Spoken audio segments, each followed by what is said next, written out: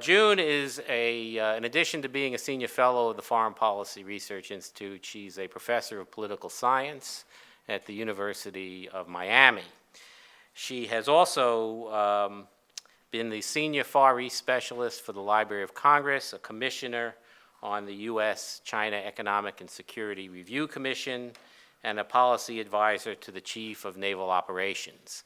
She's been a consultant to the Department of Defense, the Department of Education, the U.S. Congress, and to National Geographic. That may be the most important consultancy.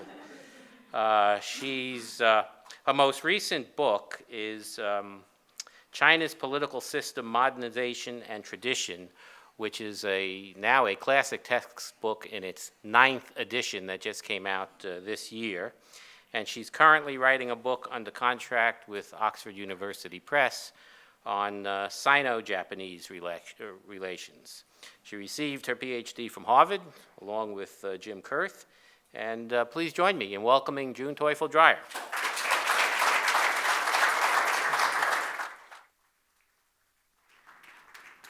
Thank you for that nice introduction, Al.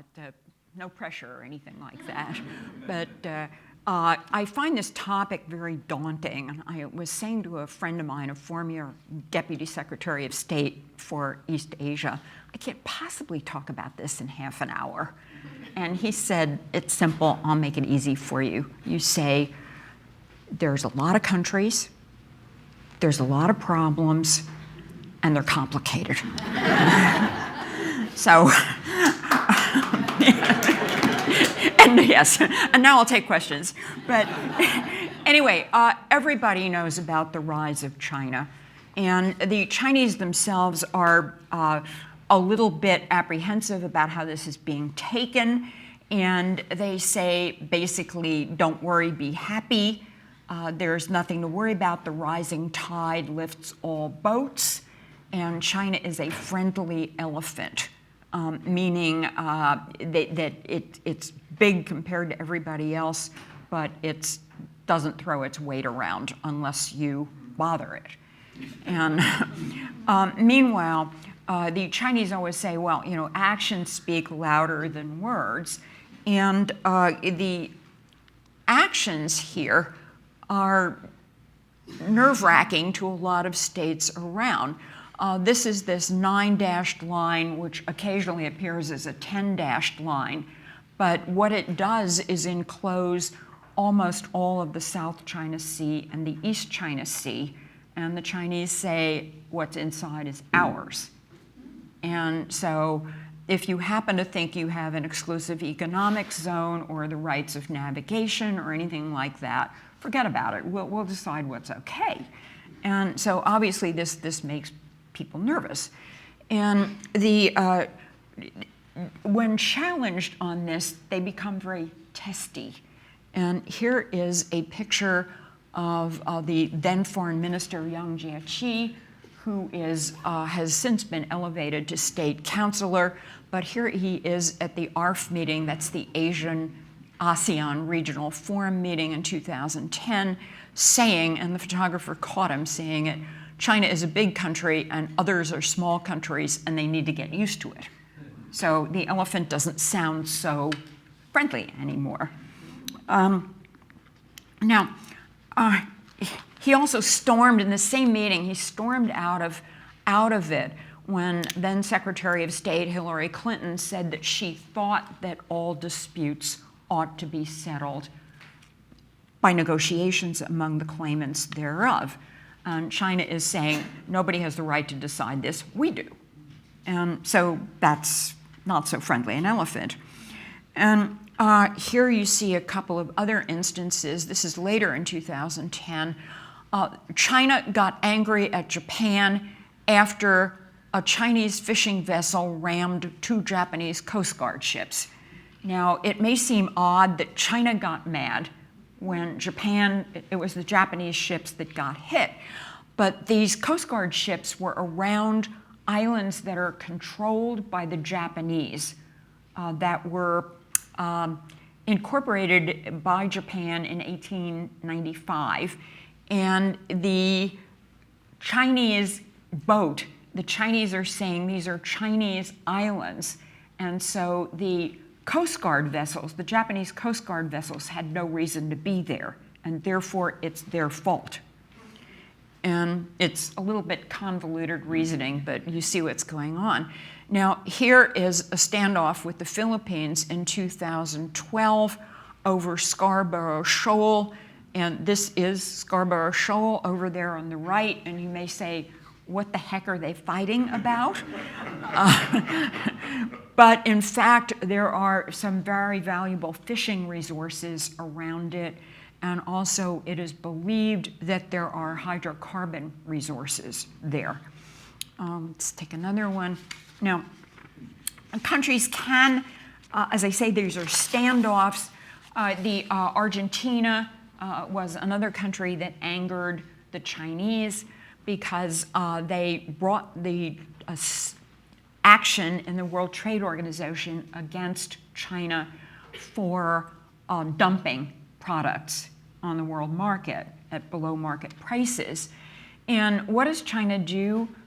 China imposes sanctions on these. In the case of Japan, they said, we're gonna stop your rare earth, we're gonna stop rare earth shipments to Japan. The Japanese need these for the catalytic converters in Japanese cars. They also said, we're gonna inspect your imports into China meticulously, like half an hour per product. And then they arrested a couple of Japanese nationals for allegedly spying. And the Japanese said, okay, you win. It was very humiliating for the Japanese. In the case of the Philippines, the Chinese said, we think we found some pests on your fruit, so we can't import any more Filipino fruit. And the Philippines backed down. And in the case of Argentina, they didn't allege any pests, they just decided to switch soybean procurement to Brazil. And so in all three cases, these countries give up. Now, there are also economic carrots, despite these economic sticks. And China founded the Boao Forum. This is on Hainan Island, which is, if you can picture the map of China, it looks sort of like a rooster sitting on an egg. I know roosters don't sit on eggs. I'm from Brooklyn, but we know that much. But in any case, the egg is Hainan Island. And so it's kind of like the Hawaii of China. And the Boao Forum is always held in February or March, which is extremely attractive if you live in Norway or somewhere.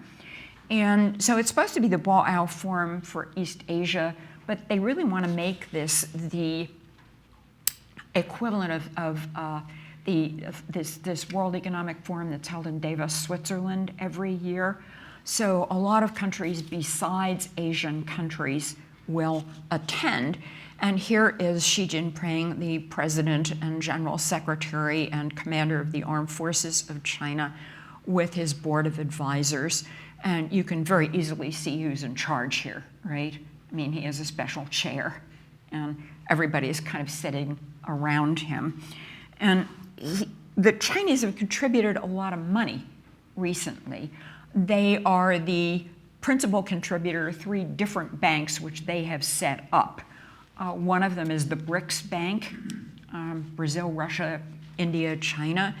Second one is the Central Asian Development Bank. And the third one is this AIIB, the Asian Infrastructure Investment Bank. And at this particular Boao Forum, Xi Jinping announced something that's been kind of talked about for quite a while. There is this alleged Silk Route that used to exist. People who know a lot more about it, and people who study Persian and so on, say that it wasn't quite the way it's described, but anyhow, here it is. So this strategy is called the One Belt, One Road. And this is, it's the new Silk Route. You can see all these places it's supposed to connect. There is a route through Central Asia that goes to Europe, and then there is a maritime Silk Route which allegedly traces ancient Chinese trading patterns, and it ends up in Europe also, but there are spurs that go down there to, you see one of them on the right-hand map ends up in Nairobi. And what you can't see on this map because it isn't round is that one of them ends up in Latin America also. So what China is really trying to do in Asia is to, in fact, it's already done it. Japan had for years this idea that there were, Japan was leading the nations of Asia to economic development and prosperity, and the image was a V-shaped, birds flying in a V-shaped, and what China has done through the Boao Forum and these 3 banks and the Silk Road strategy is to kind of knock Japan out as the lead bird in that configuration. Let's see what one next. There are a lot, in order to do all this infrastructure construction, there have been a lot of very ambitious plans announced. This one was announced 3 weeks ago. They're going to have a railway from the capital of Tibet to Kathmandu that goes through Mount Everest. And I'm thinking that Mother Nature must have been very displeased with that because somebody said at the time the plan was announced, don't they realize that's a very earthquake-prone area? And darned if a week later there wasn't a terrible earthquake, as you know, and the Everest base camp was destroyed. 18 climbers died in that. The climbing season is now over, and just today, or maybe it's yesterday by now, in Nepal, there was yet another earthquake. So hopefully this will give them pause about drilling through Mount Everest. And there's also other considerations. Through Nicaragua, a Chinese firm is bankrolling a canal from Punta Gorda in the Caribbean down to Brito on the Pacific Ocean so as to connect with Chinese ports. And that's got its own problems, but we can get to those later. The Chinese also planted an oil rig off Vietnam some months ago. This is in Vietnam's EEZ, although, again, China says it's within the 9-dashed line, so what kind of thing. The Chinese did withdraw the oil rig, and they said it's because the typhoon season was coming, which is true, but it also appears, and this is very murky, we have a hard time getting our fingers around this, that there could be some feeling within the Chinese leadership that we're moving too fast, too quickly, and too aggressively, and it's time to pull back a little. Now, that doesn't mean they won't be back again. There is a pattern that the Chinese refer to as fang shou. In other words, you tighten the screws in either domestically or in foreign policy, and when resistance gets too high, you let go a little, you relax a little. So fang shou. And so this may just be the relaxed part, taking out that oil rig, but almost certainly they're going to put it back in again. And there really isn't a whole lot that the Vietnamese can do about that. Here is these very ambitious drilling projects, and they are virtually all going on within areas that are disputed with some other country or other. And the Chinese will simply announce that these are Chinese core interests. And often people don't say, because they're afraid because of the economic sanctions, that, well, we have core interests too. And so we need to sit down and talk about these. Another thing that's upset the neighbors, meaning geopolitical problems, is building artificial islands in disputed areas. Now, what will normally happen is they will choose a shoal, something that's half submerged or all submerged, but very below the surface, and coming in with a lot of concrete and sand and making an island. And these are, you can see the genesis of this. This starts in 2014. This is later in 2014. This is January 2015. And putting landing strips in, as you've seen in the other one. Now, the next question is this really going to go on forever? And I tend to be very distrustful of people who simply extrapolate things. I remember when this was true of Japan, and they said, well, the Japanese economy is growing by X% a year. And if you kept extrapolating this, Japan would own the universe within 30, 50 years. And then the Japanese economic bubble burst, and nobody thinks that way anymore. There are a lot of inhibitions here. Let me see if I can read what I wrote on the slide. Huge environmental problems, smog. I was just in Beijing a couple of weeks ago, and although it's nowhere near as bad as when I was there, it was nowhere near as bad as it's been many times in the past. It was still pretty bad, and you find your eyes itching, and stuff gets up your nose, and it's just very unpleasant. And so also the Chinese seem to be running out of water, and they have schemes. The North China is more dry than South China.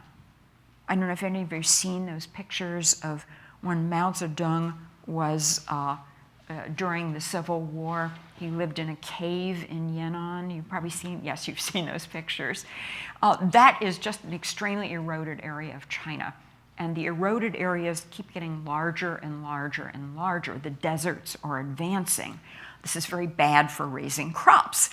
And so they think, well, let's bring some water from the south to the north. There has recently been a study, and I've got the, not with me, but I can send it to anybody who's interested, a study done by hydrologists, some of whom are Chinese and some of whom are not, but for real scientists. And they say that the areas from which the water has been taken are now under what they call water stress. That means they haven't got enough water. And also that the receiving cities in the north really don't have the capacity to handle it because it is filthy water. I mean, they went through graveyards and polluted areas to bring these water channels that you see there. And the receiving facilities do not have the ability to clean the water. So much of it is useless even for industrial purposes. So this is something like an $80 billion project that may not achieve its goal. Okay. Very heavy local government debt. These are local areas of China, and they have huge debts. They can't pay their officials or their school teachers, and naturally these people have bills to meet, and if they can't meet their bills and they're not being paid, they become unhappy. And the Chinese government is very concerned with what they call social stability, and that means we don't want the peasants and the workers rebelling. And they actually spend more on domestic security than they do on military. Now, this brings us to the matter of the military. The military has gotten double-digit increases in its budget every year since 1989, with the exception of 2010, when I think it was only 7.1%. If those of you who are following the DoD requests where they're quibbling over, 1.5% raise for the military, and 2.1% increase, and Obama is saying we need sequestration, we need to get the defense budget down. Contrast that with this situation. By the way, the year that the PLA got only 7 point something was the same year that, because of the financial recession in the world, that other sectors of China actually got cut 20-something%. So the military was a winner in the budget wars, even if it didn't get the extra money. And this is being used for upgrading weapons. China has now something that the United States and no other country has. These are these anti-ship cruise missiles, and they are specifically carrier killers, aircraft carrier killers.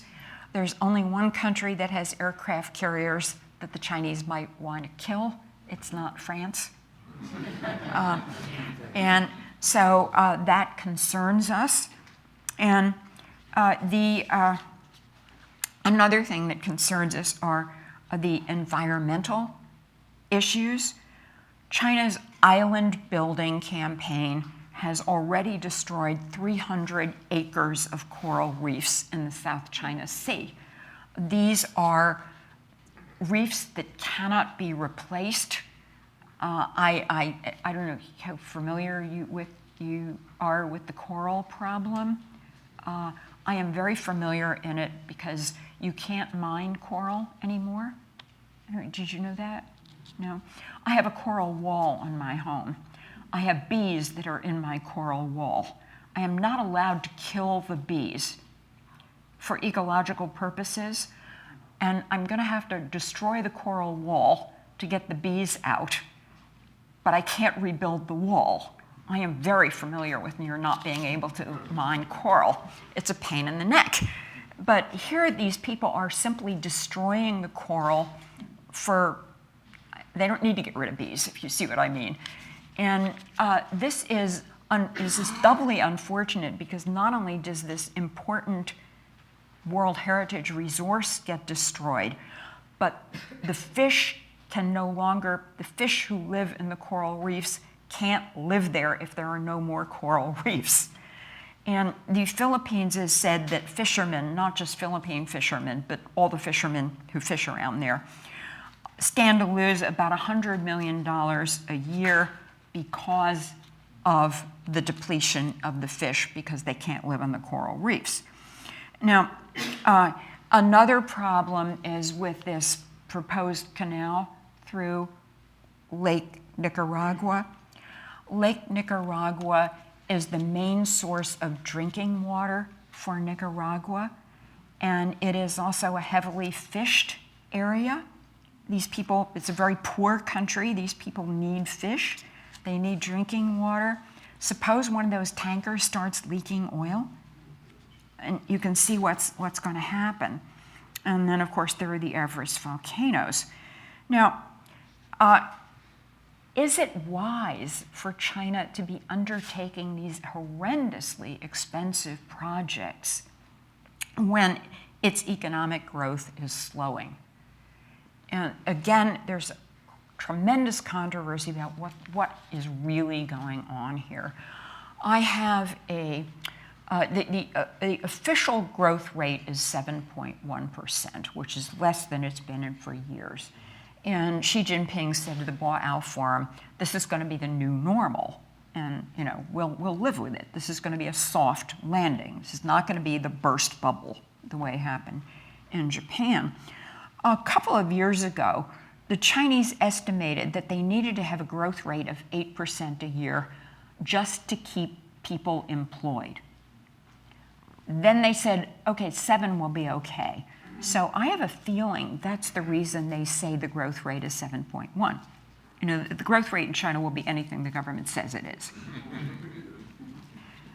We give the provinces targets and they'll meet them because otherwise the governor loses his job. And so it all works out. And the World Bank, there are many entities that like to play along with this, particularly companies that would like you, ladies and gentlemen, to invest money in Chinese stocks. And they make it the picture look rosier than it is. The World Bank says, well, we think maybe it's about 6.2. I have a student whose father is a major wheeler dealer in China. He's a round eye, and he has farms, he has smelters, and he says the growth rate is more like 2.1%. Now, I don't know who's right here. I would trust my student's father probably more than I would trust the World Bank on this one, but somehow 2 point something sounds really ominous in terms of that social stability I was talking about. Okay, there is already massive capital flight out of China. Why? Do the locals know something we don't know? Could that be? It's plausible. It's something to think about.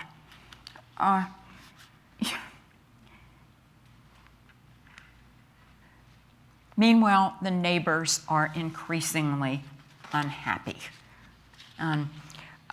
They're doing various things.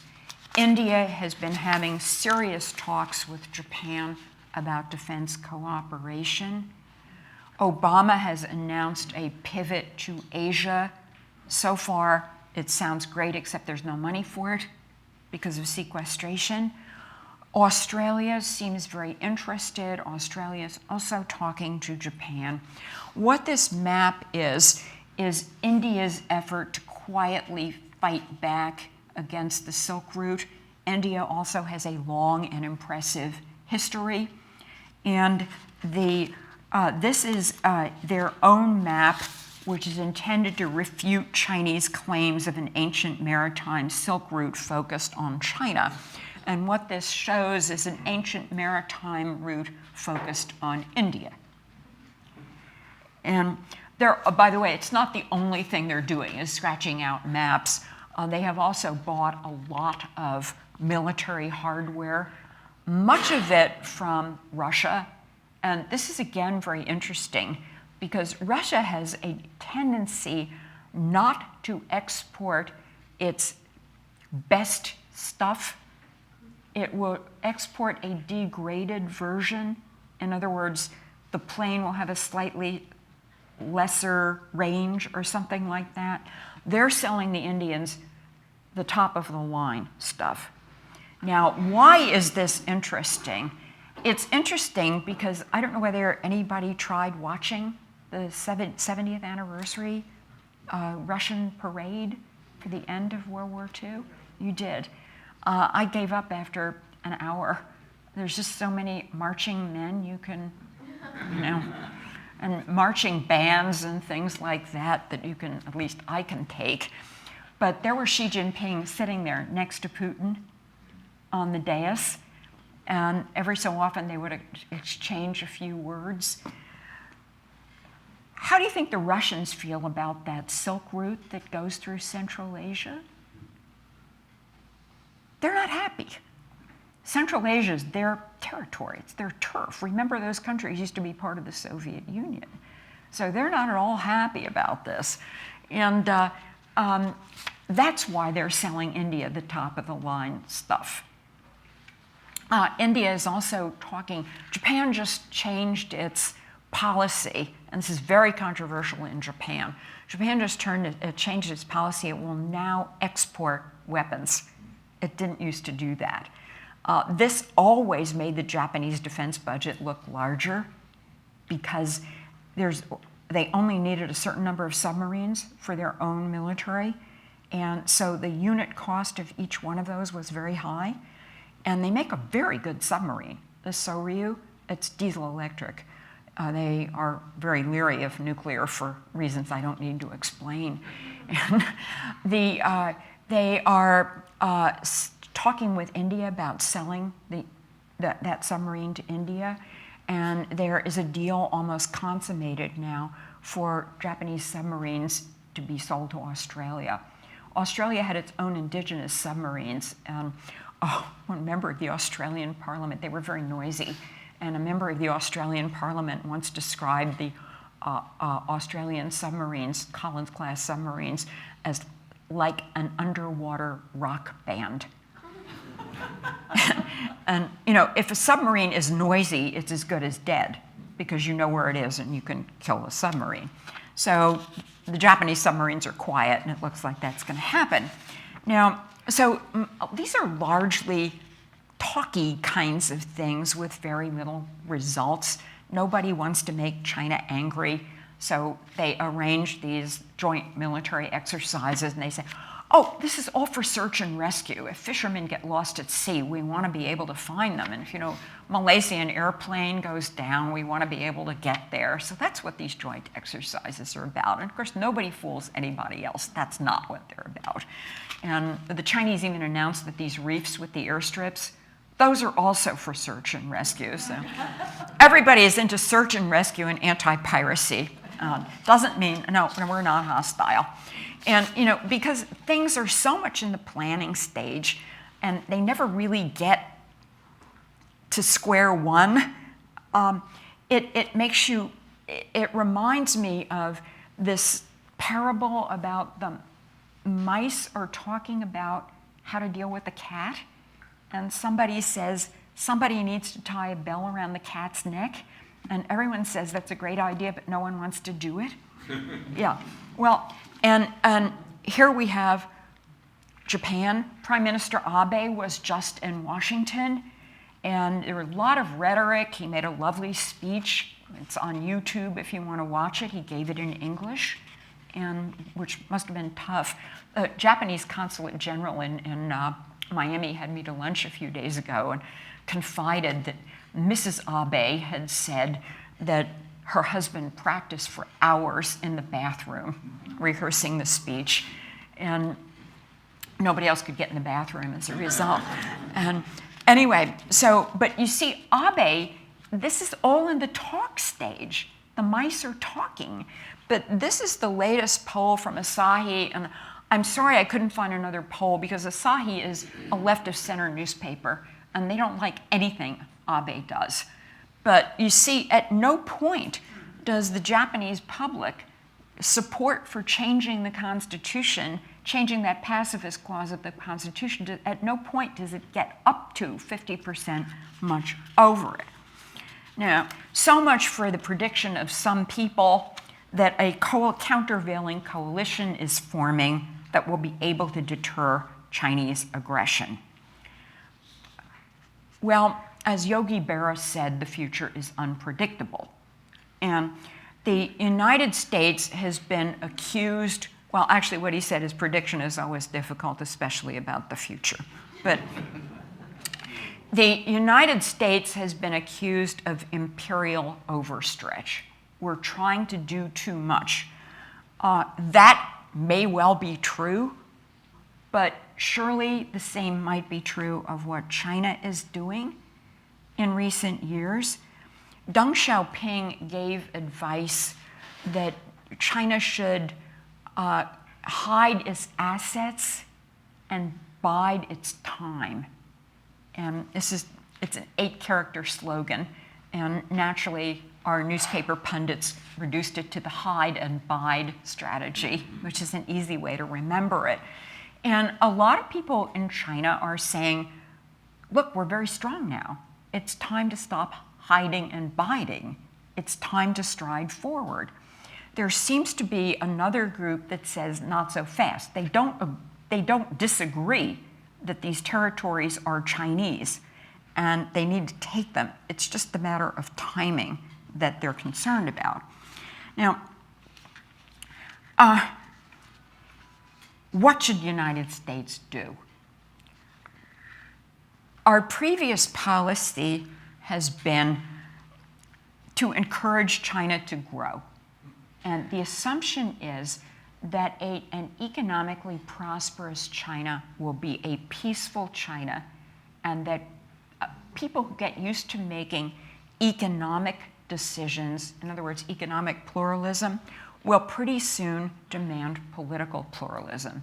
In other words, they're going to end up being a liberal democracy, just like us. Well, so far, the first part of that prediction is coming true. We have been encouraging China to grow, and it certainly has, but the second part hasn't. So that's a problem. Now, another thing we could do is take a wait and see attitude. That certainly worked with the Soviet Union. I can remember the Soviet Union dilemma. Some people said, bomb them back to the Stone Age. And as it turned out, we didn't have to. Reagan tempted them into a ruinous arms race, which they lost. They went bankrupt. And I won't say they've become our best friends, but they have definitely become less scary than they used to be. The problem is China is not the Soviet Union. And we could go into detail on that. But a third thing we could do is tell the affected states that, look, guys, it's time for you guys to step up to the plate and defend yourselves. Either capitulate to China the way it wants, or arm yourselves and do something about it. Now, it's a very soothing thing. They say, wow, it saves some money, and we don't get ourselves a reputation for being the policeman of the world, which we don't want to be. And however, this would be bad for us in the long run, because these countries would hop on the Chinese bandwagon, and that means fewer allies for the United States. And a China that is definitely anti-American now has more allies. The last thing I can think of we can do is pursue a policy of containment.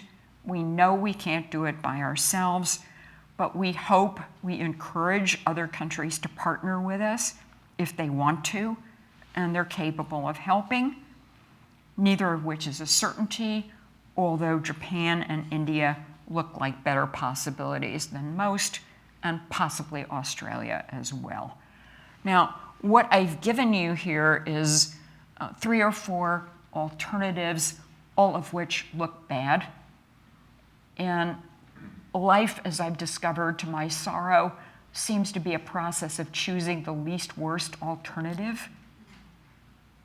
And I invite your comments. What is the least worst alternative? And meanwhile, thank you for your attention.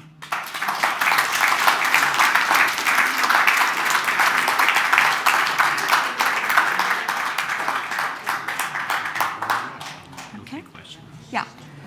I think June has confirmed what some analysts have contended, which is that Yogi Berra is the most quoted American in the world. He turns 90 today, by the way. Really? Yeah. Wow. Anyway, that was a great presentation that lays out the chessboard for everybody to see. And now we'll open it up for questions. Eli will come around with the microphone. Please wait till he gets to you and speak directly into the microphone.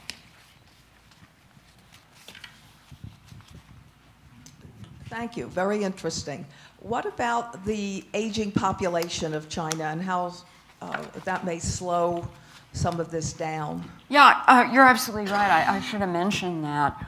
The population is aging. Again, we don't know how. Someone once said years ago, there is no credible statistic about China. And so we know that many people do have one child, which means the population would be decreasing. And but we also know that a lot of people have more children that are not reported. And the Chinese government every year lists statistics about newborn vaccinations, and it seems that more newborns are vaccinated than are born. Now, so, I mean, this obviously affects the situation. And the other consideration is that a very large disproportion of the kids that are born are boys, because people favor boys, and the propaganda never seems to dissuade people from that. And amniocentesis and ultrasound machines reveal the sex of the baby. The government tried making it illegal to use ultrasound for that purpose, but of course, ultrasound also lets you know if there's some defect that needs to be taken care of. And it's too easy because corruption which again is something I barely touched on, but which is huge in China. Corruption is rampant, and everybody knows which doctor, this is WHICH doctor, will, wink at you if it's a boy and stare at the floor if it's a girl or something like that. And then give you, if you say, oh, when you learn it's a girl, oh, but it has a birth defect. And he will say, yes, absolutely. And then you schedule an abortion. And I am told that in Muslim countries where wealthy men can marry 4 wives, there is a population imbalance. That is, there are a number of males who can't find brides. And these are huge troublemakers in society because they gather in certain quarters of the city and they gamble and they do drugs and they create violence and commit crimes and things like that. And the Chinese government's very worried about that. But women make only 70% what men do, and this is a society without a real social safety net. And so it is prudent, if you are parents, to want to have a son who will be able to support you better than having a daughter. And so this just feeds on itself. And now, to be sure, a lot of babies are born but not reported. But if they're not reported, they are ineligible for school and medical care. And that's not good either. So yeah, it's a huge problem. And the population aging is one of these real problems because I don't understand what's going on here. I hear that there's a labor shortage in China, so wages are going up. And that means that factories are moving to Vietnam, which is of course thrilled to get them because they don't like the Chinese and never have. And, but on the other hand, China has millions of unemployed laborers. And I don't understand because the Chinese have no problem. There's a huge migrant labor population. I mean, these people have no problem moving from their hometowns to other places. So this is a dilemma that I have never been able to get an answer to. And what aging means, presumably, is more healthcare problems for an already stressed healthcare system, and higher wages for existing workers, which makes the Chinese economy less competitive. And whatever way you parse it out, it looks bad for China. And this could be part of this slowdown, but then again, it might not be.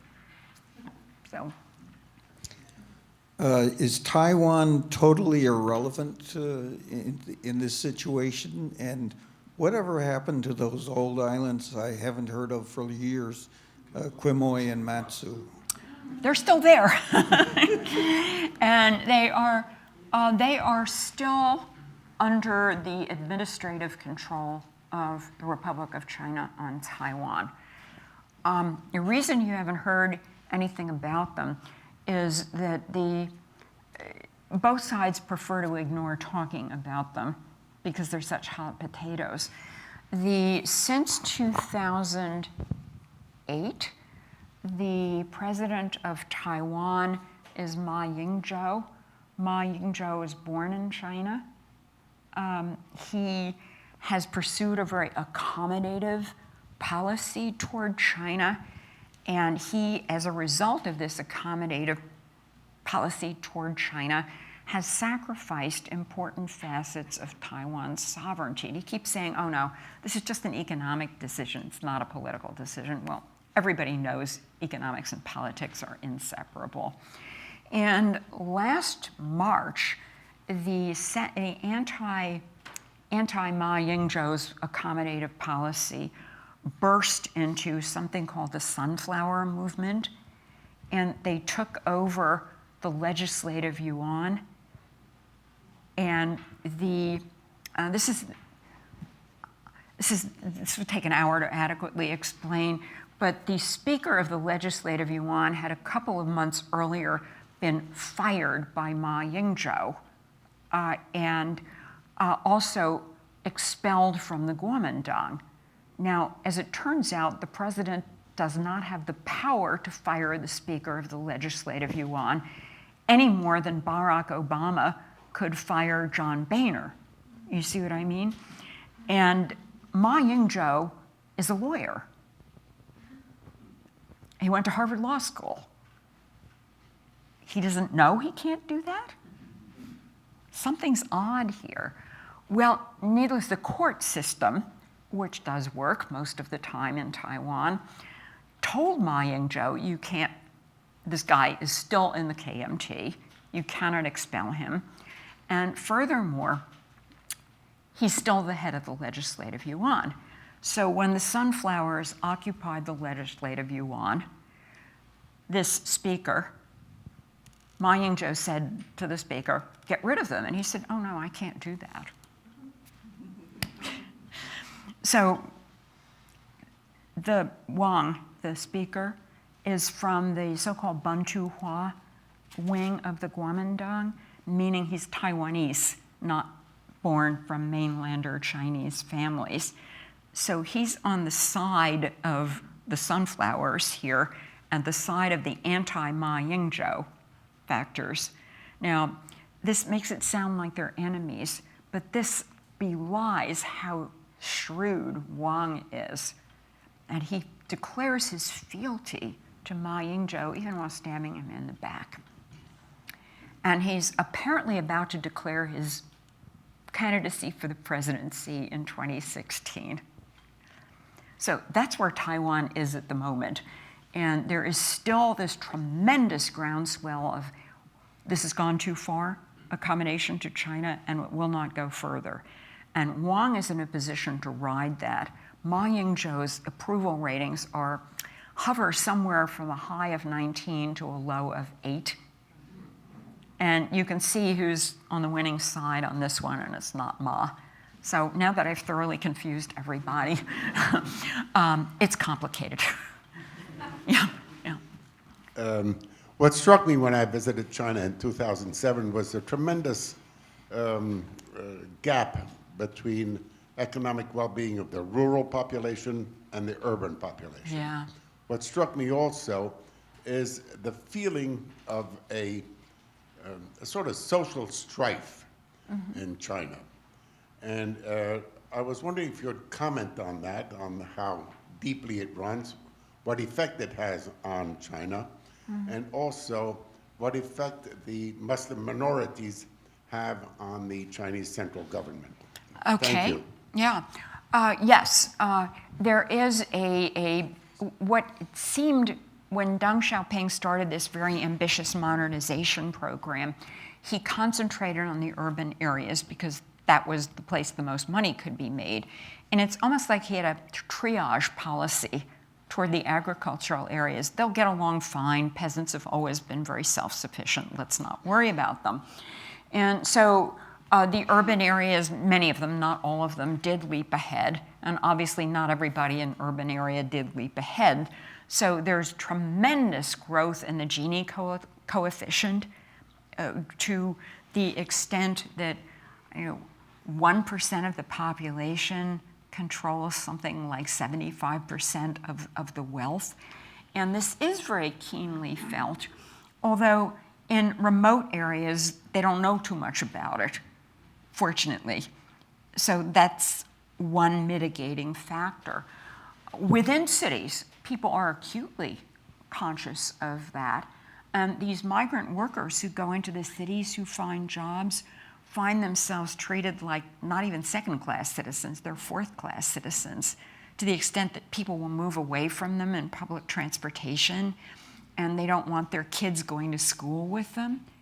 And it's like racism used to be in the South, but more so.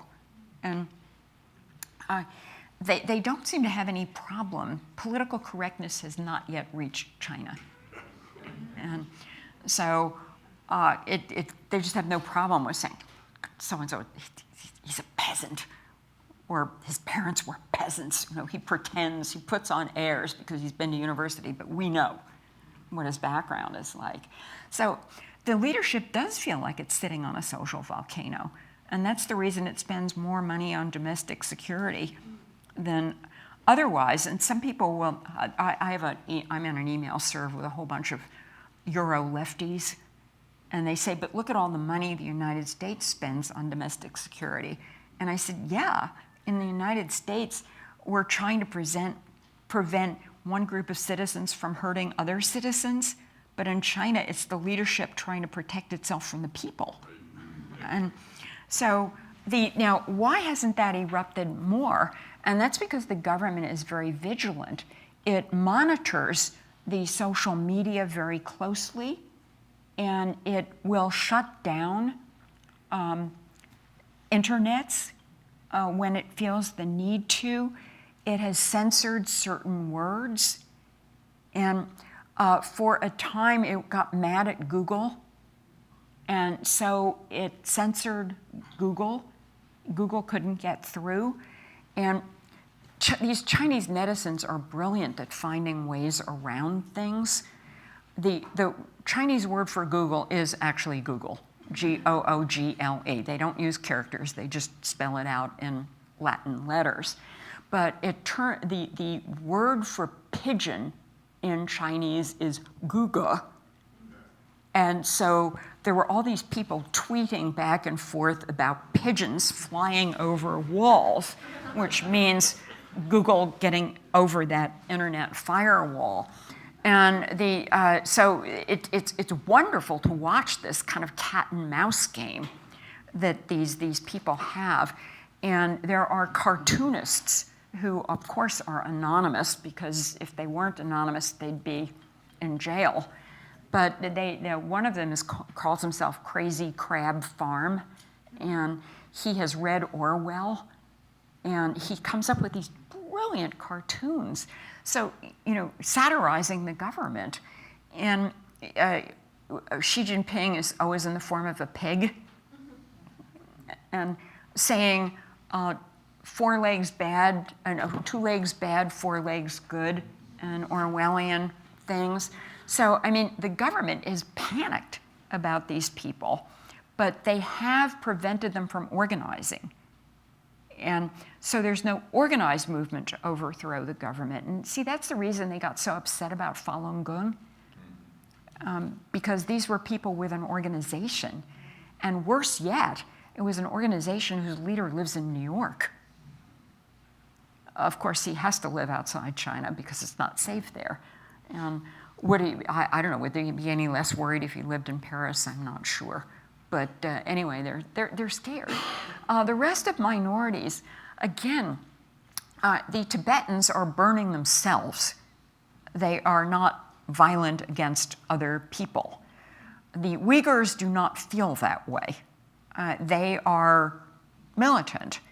And many of them are alleged to have been trained in these Al-Qaeda type terrorist camps in Pakistan, and to sneak back. And they are protected by their fellows, and they are very difficult to catch.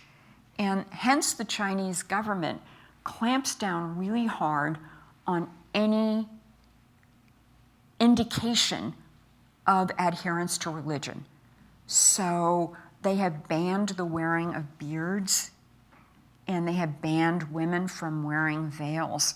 Now, the problem with doing this is that it pushes people, Uyghurs, who are not necessarily militant, into saying the only way to keep ourselves practicing our faith is by going into the opposition camp and joining the terrorists. So they're clamping down so hard, they make more terrorists. And the problem is the ethnic minorities really can't do anything. And unless the central government itself starts to fall apart, I don't see these people being able to affect any meaningful changes. With the lack of transparency and the fact that they don't let their currency float freely, against other currencies seems to allow them to play by different rules than everybody else. And it does seem like our hands are tied. We can't really force the issue because of the amount of our debt that they hold. Is there some other lever that you see that can be used to push the currency to float freely? That seems to be where the leverage would be. I think they're taking steps toward allowing the currency to float free. They're going very slowly, and that's not a bad thing. I can't criticize that. And at times they have hinted that they would like the yuan to be a reserve currency along with the dollar. The problem is that having your currency as a reserve currency imposes certain obligations on you as a country. And when the dollar was taken as a reserve currency in Bretton Woods, there was no alternative. And China does have an alternative, and it's not sure it wants that. There are a lot of problems in the Chinese financial system. I just mentioned local debt, but the Chinese have a big problem with non-performing loans. The Bank of International Settlements in Basel says that a safe ratio of non-performing loans is something like 11%. And again, we're not sure what the real figure is in China, but it could be something like 3 times that much. And that's not good. And another problem they've got is that the housing bubble may burst. You've probably seen these pictures of ghost cities where these great looking, at least from the outside, apartment buildings have been built and nobody's living in them. Who's stuck with that? Some development company. How does that development company get stuck with that? It's because the head of the company has good guanxi, good connections with the government official who makes the loan. So this is kind of like a house of cards waiting to collapse. And you really don't want, I'm excessively cautious. I would keep all my money under the bed. And the interest rate I'm getting from the bank, it might not be such a bad idea. But the magnitude of having a crash in China is just unimaginable, because something like 90% of the people's savings are in the 4 large government-owned banks. And if these banks go under, there are going to be a number of really, really unhappy humans in China. And at that point, all the government censorship in the world may not be enough to save the situation. So I think that's one of the reasons the government is moving very cautiously on this. I mentioned capital flight. This is an interesting situation. This used to be in the Wall Street Journal a lot until recently, and it just hasn't been. And I asked my student's father, my guru, on this. Does this mean capital flight has stopped? And he said, absolutely not. And something like the 4th largest investor in China is the Cayman Islands. What's going on here? And a lot of this is round-tripping capital. So you get the money out of China by hook or by crook, and then you invest it in China and then get it out again. And so the Cayman Islands is awash with Chinese money that is protected from the Chinese tax collector, and that's not good either. And so they're just, I'm not an economist, and one of the things I most regret is that I didn't take more economics, but I know enough economics to say this looks bad. And the interesting thing is that a number of professional economists who used to be pretty, well, I would say moderately optimistic about China, oh yeah, this is a bad patch, but they're doing the best they can and they'll pull through it, improvements are being made, don't sound so optimistic anymore. So maybe the problem will solve itself for us. But just one more comment on the economy. is this thing that China is too big to fail, and every time the Chinese economy starts to go into recession, it hurts other economies also. And if it hurts other economies, ours is going to be one of them. And I know that we have too many levers here. We have time for one more question. Yeah. Given that they've been on this incredible growth curve, including building up their universities and colleges, do they have the equivalent of a West Point or an Annapolis or an Air Force Academy, given the emphasis and the spending on the military, and that also that large police force you described? I wondered if with large unemployment and lots of males, if their military is a good career move for a young person to do. They don't have service academies equivalent to our undergraduate service academies. They set up a national defense university modeled after ours. And the reason was that people used to go to specialized schools. There would be the Tank Academy and the Air Force, and they were very concerned after Tiananmen that there were these stovepipes because there's a lot of factionalism, and each faction was favoring its own. So that's when they formed the National Defense University to try to get these people together. And of course, all that means is the factions form in different ways, but factions there still are. And I'm sorry, you mentioned, the career, is the military a good career? Even though, I mean, we have a much smaller military, but it's an all volunteer, no conscription. Right. And they don't have conscription either. But I wondered if it was, and you mentioned how much they spend on domestic security. That may mean that you have well-trained, well-paid police, and a bright young boy with no hope of not wanting to be a migrant laborer or stay out on the farm can find an upward mobility path by being a cop, a special investigator, or being an Air Force pilot. The military does not seem to be a popular career in the sense that the military tried very hard to attract college graduates because the military, Chinese military, as all militaries are, is increasingly technological. And so you don't want some kid off the farm.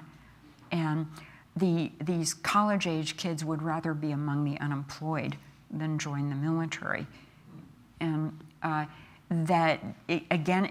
it used to be a very popular career 30 years ago for the village kid who had no way of getting out of the peasant village to join the military.